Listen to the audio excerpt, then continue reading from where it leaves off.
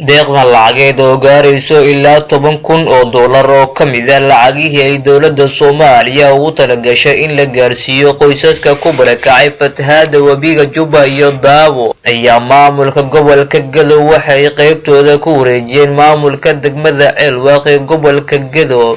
munaasabad kooban oo lagu wareejinayay deeqdan lacagta ah ee ka timid dowladda dhexe oo ay u soo mareysay maamulka gobolka Gedo ayaa waxaa ku wareejiyay mas'uuliyiinta degmada Ceelwaaq gudoomiye ku-xigeenka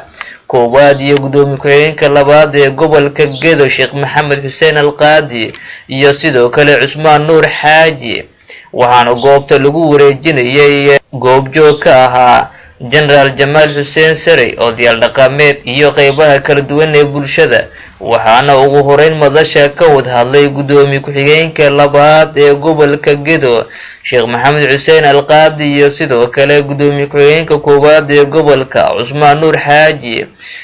iyagoona tilmaamay in deeqdan ay ka timid dowladda dhexe isla markaana deegaano ka tirsan gobolka Gedo ay sidoo kale gaarsiiyeen maamulka degmada Balad Xaawo odayaasha dhaqanka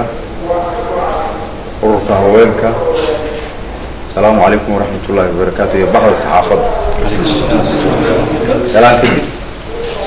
وحنوصل قرية أنا للجوجو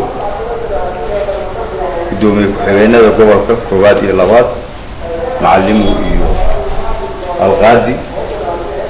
أرميه كجري سوماليا فتهادي وبيد الروق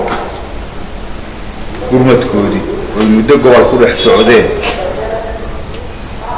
أيه هذا أنا نقصه جارين تجمع عيلواق وقدم ما نايد وولي أين تجينا مدح دي هل كان هاي موجود تمت هنا يكون أفكار مركا عم بسوا دوينا يا مركا هذا سفر كنا جان وكسر سنة هاي سفر بدن أو عن كسر مرني دموي كقبل كقيل كمدة سفر كاسو سويتشري وكور جلدة دموي كحالة هذا اللي قاعده يلا عجير وحكومة الفدرال الصومالية قبل كانوا وداعين waxay noo dhanay oo wali aan gaarin gacantanadu degmada Ceelwaaq oo airport la'aan iyo sawirjira awood inaan dul tagno aan ka gaar weynay in ayaguna wixii aan u qorsheynay halka aan ku siino safarka nagaan labadanada gudoomiye ku xigeen waxa qayb ka ahaa goboltooraha gobolka oo juhdi fara badan asagana ku bixinayay sidii dadka gobolka ka dhibaataysan loo garab istaagi lahaa in halkaan aan soo gaarno ma suuragelin hawlo shaqo kale ayuu u aaday degmada Buurdhuubo safarka nagana wuxuu ku saabsan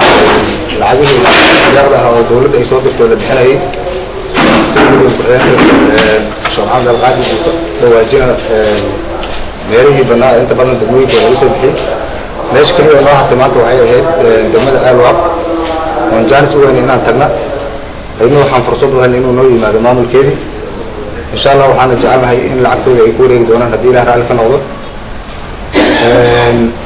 سادة تيم دولة الفدرال كا وحي وضع دردر ملك استوى في الاتحاد يكدع إن أي داق بدل جارسيسة هذا وجبتي العقل لو بقولي كنت أنا يا وحلق جبل على سومرين ugu dambeyntiina gudoomiyaha degmada Ceelwaaq ee gobolka Gedo isagoo la gudoonsiiyay deeqda lacageed ayaa waxa uu mahad celiyay mas'uuliyiinta gobolka Gedo iyo sidoo kale dowladda dhexe waxaana uu ballan qaaday in ay gaari doonto lacagtan meeshii loogu talagalay waxaan u mahad celinayaa dowladda federaalka oo macaawinadan